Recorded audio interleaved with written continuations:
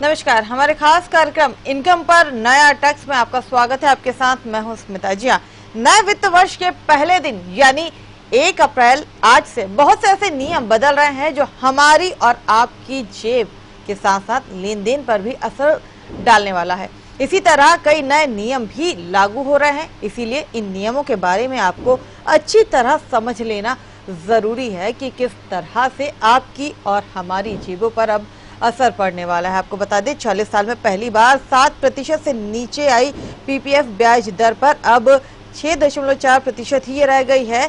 साथ ही आपको हम ये भी बता दें कि केंद्र सरकार ने बुधवार को छोटी बचत पर ब्याज दरों में कटौती कर आम लोगों को बड़ा झटका दिया था। बचत खातों, पीपीएफ, एफडी से लेकर बुजुर्गों की बचत योजनाओं तक पर ब्याज दर घटा दी गई। नई दरें 1 अप्रैल से लागू होंगी। वित्त मंत्रालय की ओर से जारी अधिसूचना के मुताबिक छोटी योजनाओं पर ब्याज दर 1.10% तक घटाई गई। बचत खातों में जमा राशि पर सालाना ब्याज को 4% से घटाकर 3.5% कर दिया गया। पीपीएफ पर अब तक 7.1% सालाना ब्याज मिलता था, इसे घटाकर 6.4% कर दिया गया है। 46 वर्षों में ऐसा पहली बार हुआ है जब पीपीएफ की ब्याज दर 7% से कम हुई है। विभिन्न बचत योजनाओं की दरों की बात की जाए तो इसमें भी काफी असर हुआ है, काफी अंतर देखने को मिल रहा है। इन तमाम चीजों का किस तरह से आम नागरिकों पर असर पड़ेगा, क्या हमें सावधानी बरतनी चाहिए और किस तरह से हम हमारी बचत को बढ़ा सकते हैं, उसे सुरक्षित रख सकते हैं, ऐसे कई सवाल हैं जिनका जवाब आज हम लेंगे। और हमारे साथ जुड़े हैं सीए संजय जैन जी, जो हमें इस बारे में विस्तार से बताएंगे। चार्टर्ड अकाउंटेंट है संजय सिंघई जी। सर, आपका बहुत बहुत स्वागत है। नमस्कार संजय जी, सबसे पहला सवाल, आज से जो नया वित्त वर्ष चालू हो रहा है इसमें कई ऐसे स्लैब हैं, कई ऐसे कर हैं जो बदले जा रहे हैं जिनका खासा असर आम नागरिकों की जेब पर पड़ने वाला है, और कई ऐसे नियम हैं जिनके बारे में अब परिवर्तन हो रहा है जो कहीं ना कहीं सभी की लेन देन और जेबों पर भी असर डालने वाला है। किस तरह के नियम है और क्या सावधानियां यहाँ पर हमें बरतने की जरूरत है अब? जी, जैसे कि जब नया साल प्रारंभ होता है तो बहुत सारी चीजें इसलिए जरूरी हो जाती हैं कि हम अपनी लेखा पुस्तिकाओं को भली भली प्रकार से मेंटेन कर सकें। बहुत सारे परिवर्तन ऐसे होते हैं जो नैसर्गिक होते हैं, हर वर्ष हमको करने ही होते हैं, और कुछ परिवर्तन ऐसे हुए हैं जो इस वर्ष के जो वित्त अधिनियम है, जिसको भारत के राष्ट्रपति ने मान्यता दे दी है और अब वो कानून बन करके लागू हो चुका है, उसके कारण लागू हुए हैं। देखना यह है कि ये जो परिवर्तन है इसमें एक बड़ा रोचक विषय स्मिता जी जो है कि शासन जो है वो करदाता से ये अपेक्षा करती है कि वो हर काम समय से करे, हर चीज को समय से अनुपालन करे। नहीं करने की स्थिति में उस पर इंटरेस्ट लगता है, पेनाल्टी लगती है, हर प्रकार से उसको प्रताड़ित किया जा सकता है। लेकिन सरकार अपने फॉर्म्स वित्तीय वर्ष प्रारंभ होने के 2-2, 4-4, 6-6 और कई बार तो साल के अंत तक भी लागू नहीं कर पाती जी। ये कैसा ये व्यवस्था है, इसको व्यवस्था को बदलने की बहुत जरूरत है। होता ये है कि साल भर में जब अपन रिटर्न भर रहे होते हैं, बीच वर्ष में कई बार उस रिटर्न, जैसा आपको पता होगा कि अब ज्यादातर जितनी फाइलिंग है वो ई फाइलिंग है जी। और ई फाइलिंग के कारण एक विशेष एक योजना होती है, उसके अंतर्गत उसे फाइल करना होता है, उसको तकनीकी भाषा में स्कीमा बोलते हैं। और हम देखते ये हैं कि उस स्कीमा को हर महीने में, हर 15 दिन में उसको बदल दिया जाता है। मुसीबत ये होती है कि जब कोई व्यक्ति किसी स्कीमा विशेष में कोई चीज तैयार कर लेता है और जब वो फाइल करने जाता है तो पता चलता है कि वो तो स्कीमा बदल गई है। तो मेरा एक सबसे पहला सुझाव ये है वित्त मंत्रालय को कि वो अपनी स्कीमा साल खत्म होने के 31 मार्च को हर बार पक्की कर दे और उसको अगले साल तक ना बदले, तब तो ठीक है। पहली जो सावधानी हमने सबने बरतनी है कि जब भी आप कोई भी रिटर्न भरने जाएं, ये सुनिश्चित कर लें कि जो स्कीमा जिसके अंतर्गत आप भर रहे हैं या जो आपका सॉफ्टवेयर है वो अपडेटेड है। अगर वो अपडेट नहीं होगा तो कई बार ऐसा होता है कि आप रिटर्न तो फाइल कर लेते हैं लेकिन वो रिटर्न इनवैलिड हो जाता है। सबसे पहली सावधानी आपको ये रखनी है। दूसरी सावधानी, जैसे नया साल शुरू हो रहा है, सबसे पहले आपको ये करनी है कि आप अपनी पुरानी बिल बुक को बंद कर दें। ज्यादातर मित्रों ने अब इलेक्ट्रॉनिक फाइलिंग के कारण अपनी ई सॉफ्टवेयर सारे नए अपडेट कर लिए हैं। एक रोचक बात स्मिता जी मैं आपको और ऐड करता चलूं यहाँ पर, कि एक नई व्यवस्था इस सरकार ने लागू करी है कि अब कंपनियों को ऐसा सॉफ्टवेयर लाना पड़ेगा जिसमें उसकी ऑडिट ट्रेल बनी रहे, और अगर कोई परिवर्तन वो लाते हैं तो वो परिवर्तन दिखे। मुसीबत ये है कि इस तरीके के नियम बिना किसी तैयारी के थोप दिए जाते हैं। अब सॉफ्टवेयर इतनी जल्दी कोई कैसे बदलेगा? जो कंपनियां इतने समय से अपने सॉफ्टवेयर प्रयोग कर रही हैं, उनको इतनी जल्दी वो कैसे एक दिन के अंदर 24 घंटे के अंदर बदल देंगी? इसलिए जो मेरी तरफ से आपको एक सलाह है सभी टैक्स पेयर्स को, कि वो अभी सॉफ्टवेयर बदलने की जल्दबाजी ना करें, लेकिन अपने जो सॉफ्टवेयर में अगर कोई परिवर्तन करते हैं तो उनका एक पेपर ऑडिट ट्रेल जरूर रखें, ताकि आप बाद में बताया जा सके कि हुआ क्या।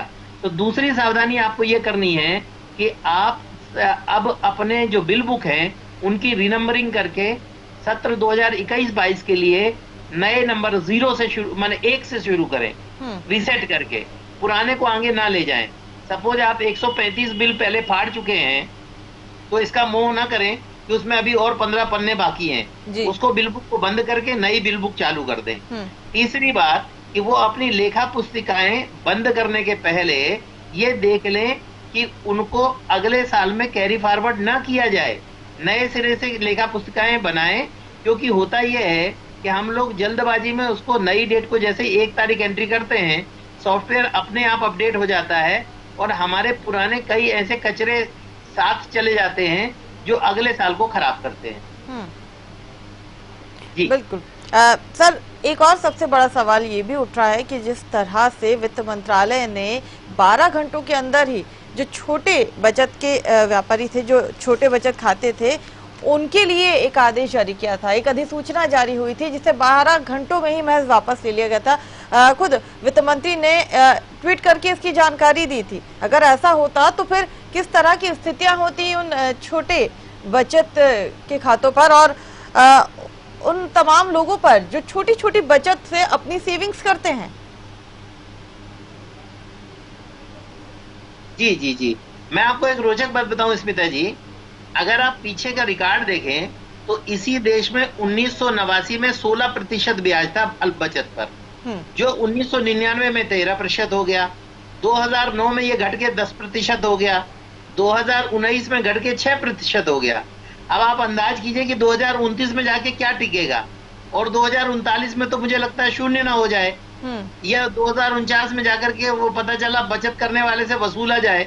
तो ये कहीं ना कहीं हमारे सरकार को सोचना पड़ेगा कि हम करना क्या चाहते हैं। आपको एक बात रोचक बात बताऊं, कन्या पढ़ाओ कन्या बढ़ाओ की दृष्टि से सुकन्या समृद्धि योजना एक प्रारंभ की गई थी, जिसपे अभी तक सर्वाधिक ब्याज 7.6% मिलता था। उसके बाद सीनियर सिटीजन को 7.4% और पब्लिक प्रोविडेंट फंड पर 7.1% मिलता था। इसके अलावा किसान को बढ़ोतरी देने के लिए किसान विकास पत्र पर 6.9% मिलता था।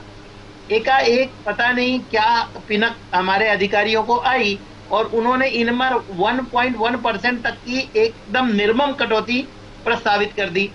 वो तो पता नहीं किसको ये सुध आई कि ये बेहुदा और बेतुका निर्णय है, और वो तुरंत ही वापिस हो गया। मजेदार बात यह है कि क्या होली की भांग इनको उतरी नहीं थी, या कि कोई तैयारी नहीं थी, या कि वहां पर कोई फाइल चल रही थी और धोखे से वो चली गई। लेकिन ये धोखा बड़ा कीमती है, क्योंकि अगर आप देखें तो 31 तारीख की शाम से मेरे पास इतने फोन आए हैं, और अधिकतर सीनियर सिटीजन्स के फोन थे जी। क्योंकि आप एक बात इसको ऐसे समझें, यदि आपने 1 लाख रुपए जमा कर रखे हैं और आपको साल में 80,000 70,000 रुपए ब्याज मिलता है, और एकाएक आपको पता चले कि वो तो 50,000 रह गया, तो अब आप एकाएक अपनी आय को बढ़ाने का साधन क्या करेंगे? हमारे देश में ये हमारे वित्त मंत्रालय को स्मरण रखना चाहिए कि 1990 में हुई जो अपन लोक व्यापीकरण है, वैश्वीकरण है, उसके बाद पूरे विश्व ने बहुत भयंकर मंदी देखी। अमेरिका जैसी अर्थव्यवस्था तबाह होने के करीब आ गई, लेकिन हिंदुस्तान पे उसका असर बिल्कुल नहीं पड़ा।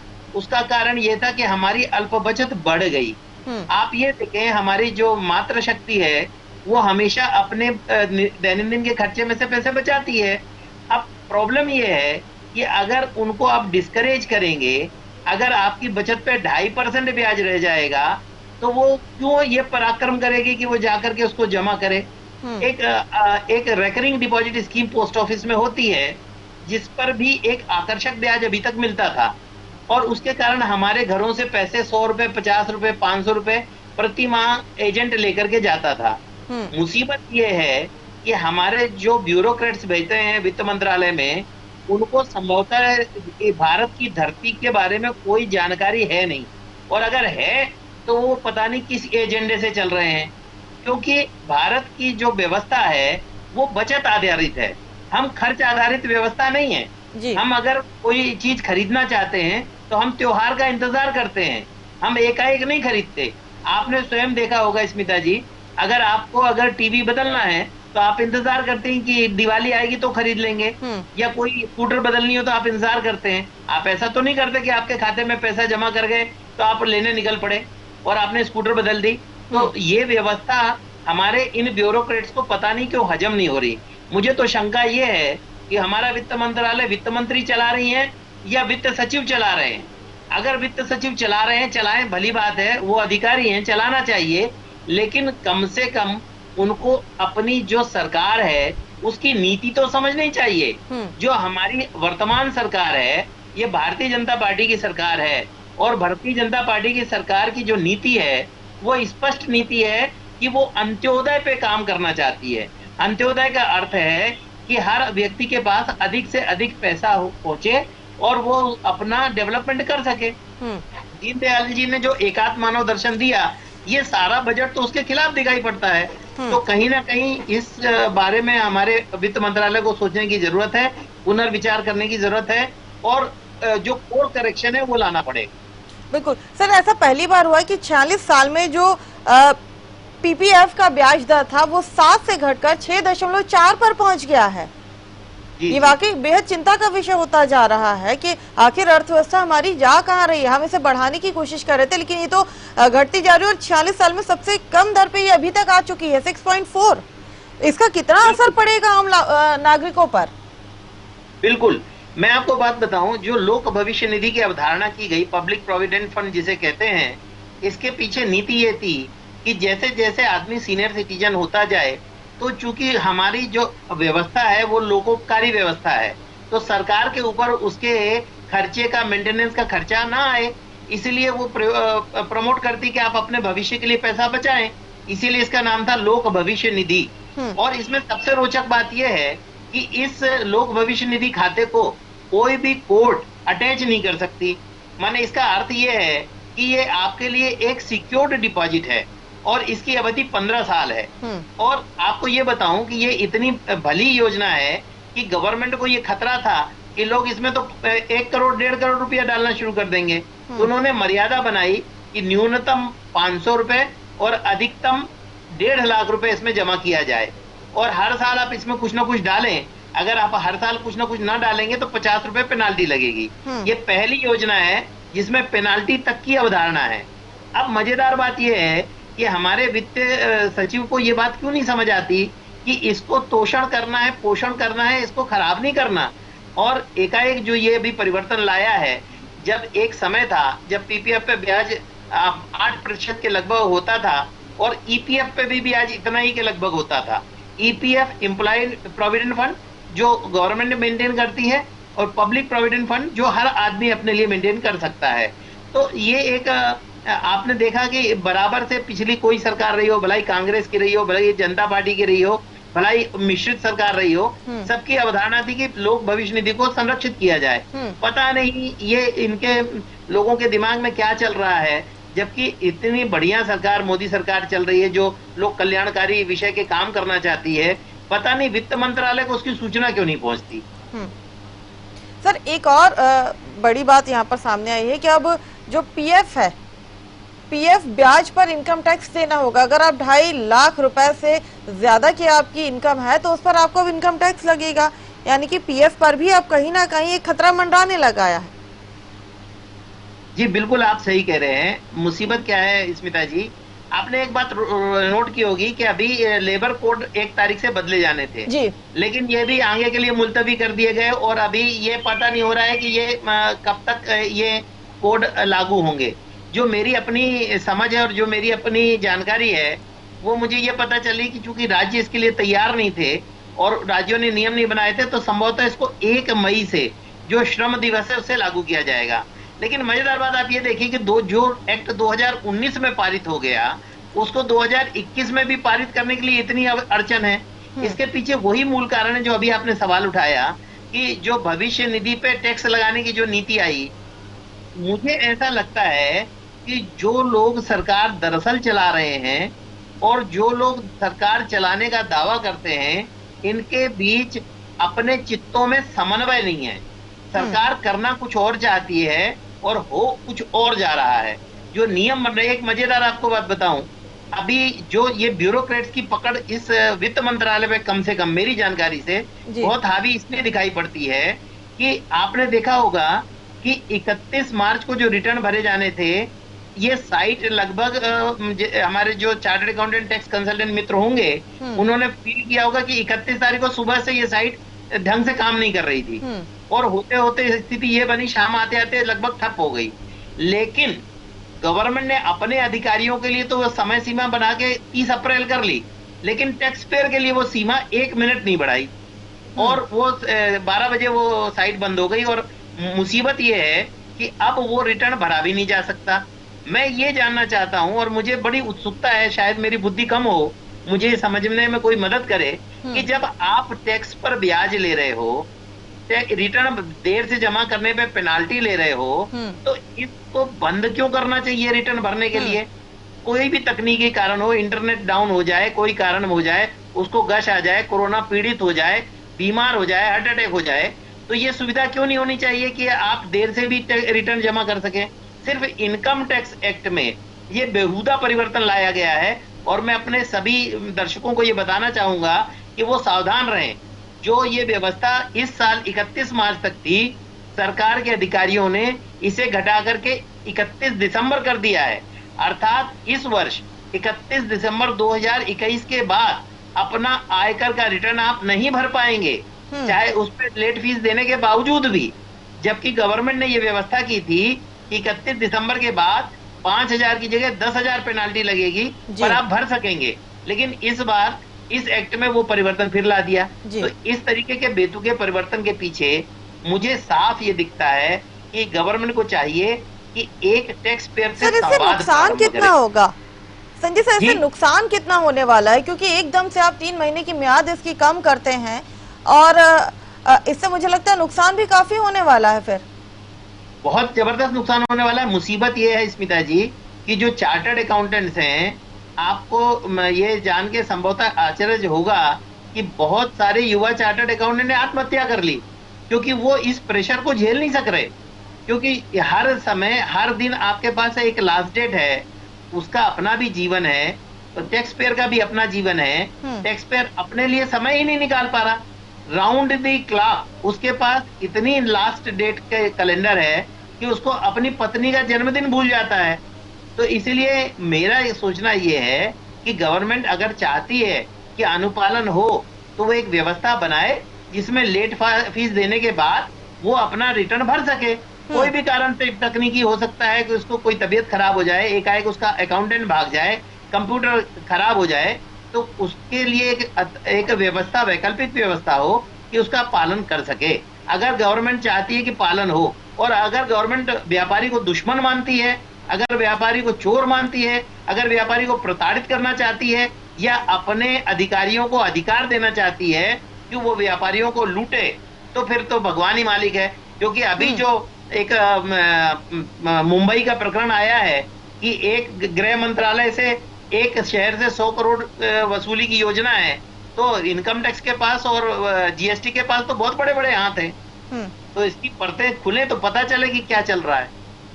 वाकई कहीं ना कहीं बहुत सारे ऐसे सवाल हैं जिन्हें समझने की अब जरूरत आन पड़ी है और जो नए नियम हैं उनमें भी जो बदलाव हुए उससे कितना नुकसान और क्या सावधानी बरतनी है वो बहुत जरूरी हो गया है। एक और सवाल है सर मेरा कि पैन और आधार को लिंक करने की जो म्याद थी उसे भी बढ़ा दिया गया है। हाँ, आप इनकम टैक्स की म्याद है उसे जरूर कम कर रहे हैं, लेकिन इस म्याद को आप बढ़ा रहे हैं। साथ ही एक और सवाल है कि प्री फील्ड ITR फॉर्म को लेकर भी कई सारे सवाल उठ रहे हैं, इसके लिए आप क्या कहना चाहेंगे? देखिए, एक बात तो सब कुछ बुरा नहीं है, बहुत कुछ अच्छा भी हो रहा है, क्योंकि इस पूरे प्रकरण को हमारे माननीय प्रधानमंत्री जी बहुत ध्यान से देखते हैं। मुझे स्मरण है कि 2014 में जब उन्होंने शासन संभाला था, उसके बाद उन्होंने आयकर विभाग के अधिकारियों को बुला के कहा था कि मुझे अपने आयकर दाताओं की संख्या डबल चाहिए, और उनकी इस जो धुन थी वो धुन के पक्के हैं, और उन्होंने इसको परिणीत भी कर लिया। अब हो क्या रहा है कि इसके कारण एक अच्छी व्यवस्था जो आई है, अब मैं अभी सभी अपने करदाताओं को बताना चाहता हूं कि वो अपना रिटर्न भरने के पहले इनकम टैक्स के पोर्टल पे जाएं और 26AS इस फॉर्म को डाउनलोड करें। इस फॉर्म के अंतर्गत वो सारी जानकारियां उपलब्ध हैं जो इनकम टैक्स विभाग आपके बारे में जानता है। जैसे कि अब से पहले ये होता था कि व्यापारी धोखे से GSTR में कोई अपना टर्नओवर दिखा देता था, लेकिन जब इनकम टैक्स भरता था तो वो टर्नओवर कुछ और हो जाता था। अब जब आप 26AS डाउनलोड करेंगे तो आपको ये पता होगा कि मैंने GST में क्या अपना टर्नओवर दिखाया है। तो इसलिए जो आपने बोला ना प्री फिल्ड है इन्फॉर्मेशन, ये वही इन्फॉर्मेशन है जो आपको 26AS से मिल जाएगी। नंबर 2, अभी एक मजेदार बात है, मेरे पास पूरे देश से बहुत सारी उत्कंठाएं आ रही हैं लोगों की, कि वो कह रहे हैं कि हमें नोटिस आ रही है कि आपने अपने सेविंग खाते का ब्याज नहीं दिखाया, और हमारे सेविंग खाते का ब्याज चूंकि 10,000 रुपए से बहुत कम था, 200-400 रुपए था, पासबुकें अपडेट नहीं हो पा रही थी, तो हमने उसको नहीं दिखाया। मेरा आपको ये बताना है स्पष्ट रूप से कि आप जैसे ही साल खत्म हो उसके 1 महीने के अंदर अपनी पासबुकें अपडेट करा लीजिए, क्योंकि सेविंग इंटरेस्ट जो है वो टैक्सेबल है, वो एग्जेम्प्ट नहीं है। उसके प्रति आपको धारा 80TTA के अंतर्गत 10,000 रुपए और अब कुछ प्रकरणों में 50,000 रुपए तक की छूट है। तो आपको ये देखना है कि आपको छूट की पात्रता कितनी है, और उस छूट की पात्रता के हिसाब से आप उसका लाभ उठाइए। लेकिन अगर आप उसको बताने से रह जाएंगे तो वो इनकम टैक्स डिपार्टमेंट आपको नोटिस भेजेगा। नंबर 2, मैं एक बहुत बड़ी सावधानी आपको ध्यान कराना चाहता हूं। सभी टैक्स पेयर्स को मेरी चेतावनी है कि आप अपना पर्सनल मेल ID बना करके रखिए और उस मेल ID को जीवित रखिए। नंबर 2, आप अपना जो है वो अपना मोबाइल नंबर सुरक्षित रखिए, और वो मोबाइल नंबर आप कभी बंद मत कीजिए। जो रजिस्टर्ड मेल और मोबाइल नंबर है उस पर ही गवर्नमेंट आपसे सारा कम्युनिकेशन करेगी। इसलिए ऐसा ना हो कि आपको कोई नोटिस आए वो और आपकी बेध्यानी में रह जाए। IT एक्ट में जो परिवर्तन हुआ है, इंफॉर्मेशन टेक्नोलॉजी एक्ट के अंदर, उसके अंदर परिवर्तन के बाद अगर आपको कोई नोटिस टेक्निकली IT पे आपके मेल पर सर्व हो जाती है या आपको व्हाट्सएप हो जाता है तो उसको टेक्निकली सर्व माना जाएगा। इसलिए आप ये ध्यान रखें कि जो आपका प्री फिल्ड रिटर्न है उसको आप डाउनलोड कर लें, उसको देख लें, कोई चीज आपसे चूक तो नहीं रही, किसी और ने आपका कोई TDS काट लिया हो, ऐसा ना हो। आपका मैं देख रहा था जो आप जो वन लाइनर चला रहे थे उसमें एक बात बहुत अच्छी जो अभी ध्यान से उतर ना जाए कि दुगना TDS कटेगा। जिन्होंने अपने मैं आपसे सवाल पूछने वाली थी, जिन्होंने रिटर्न नहीं भरा है जी, ये सवाल मेरा आपसे था कि जिन्होंने रिटर्न नहीं भरा है अब वो डबल TDS देंगे। साथ ही सर एक और सवाल है, क्योंकि अब समय बहुत कम बचा है मेरे पास, ई-वे बिल अनिवार्य हो गया है, जो बिजनेस फैक्टर है, जो व्यापारी वर्ग है उसके लिए ये कितना अनिवार्य हो गया और कितना उसको नुकसान हो सकता है, ये भी एक सवाल है मेरा आपसे अंतिम।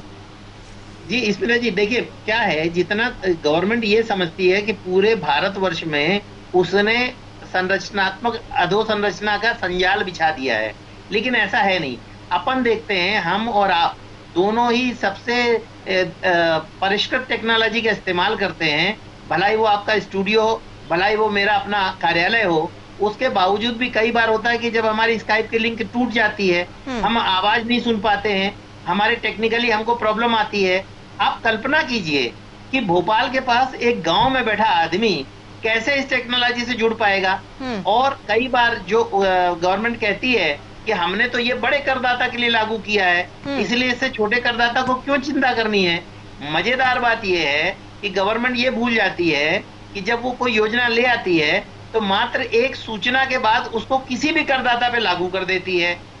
दसों बार हमने देखा है कि पहले जो बड़े करदाता के लिए नियम आए वो आधी रात को छोटे करदाता के लिए लागू हो गए। तो मुसीबत ये है कि ई वे बिल की जो बात आ रही है और ई बिल की जो बात आ रही है, दो अलग बिल हैं। ई वे बिल माल के साथ जाएगा और ई बिल माल देने के साथ ही लागू करना है। इन दोनों में आपको ये ध्यान रखना है कि आपके पास जो आईटी की टेक्नोलॉजी का पूरा एक कमरा हो। अब जिसकी 8 बाई 10 की दुकान है, वहां वो ग्राहक खड़ा करेगा, वहां वो अपना कंप्यूटर बैठाएगा, कंप्यूटर का बिल काटने वाला बैठाएगा, कैसे करेगा ये काम? ये बड़ी मुसीबत है। गवर्नमेंट को चाहिए, मैंने जैसा आपसे पहले कहा, गवर्नमेंट को पहला काम ये करना चाहिए कि एक टैक्स पेयर सेल बनाए जिसमें वो ग्रास रूट पे टैक्स पेयर से संवाद करे। उनसे मन की बात तो हमारे प्रधानमंत्री जी करते हैं, लेकिन मनी की बात करना शुरू करें। तो जो पैसा देने वाले लोग हैं, जो आपके अर्थव्यवस्था को चलाने के कारक हैं, उनके प्रति कम से कम धन्यवाद का भाव तो लाइए। जो टैक्स पेयर आपके लिए इतना टैक्स की उगाही करके देता है, उसको आप प्रताड़ित करते हैं। और आपके जो टैक्स संजाल में बैठे अधिकारी हैं, आप उनको उत्साहित करते हैं कि वो टैक्स पेयर को चोर बनाए। तो ये व्यवस्था तो स्मिता जी कहीं ना कहीं बदलनी पड़ेगी। बिल्कुल। संजय जी, आप जुड़े, आपने हमें इतनी महत्वपूर्ण जानकारियां दी, उसके लिए बहुत बहुत धन्यवाद। तो इनकम पर नया टैक्स लागू हो गया है, नए नियम आज से लागू हो गए हैं। क्या सावधानियां बरतनी है और किस तरह से ये नियम आपके लिए फायदे दे सकते हैं और कहां आपको नुकसान हो सकता है, ये हमने जानने की कोशिश की। फिलहाल इस खास कार्यक्रम में इतना ही। मुझे दीजिए इजाजत, आप बने रहिए हमारे साथ।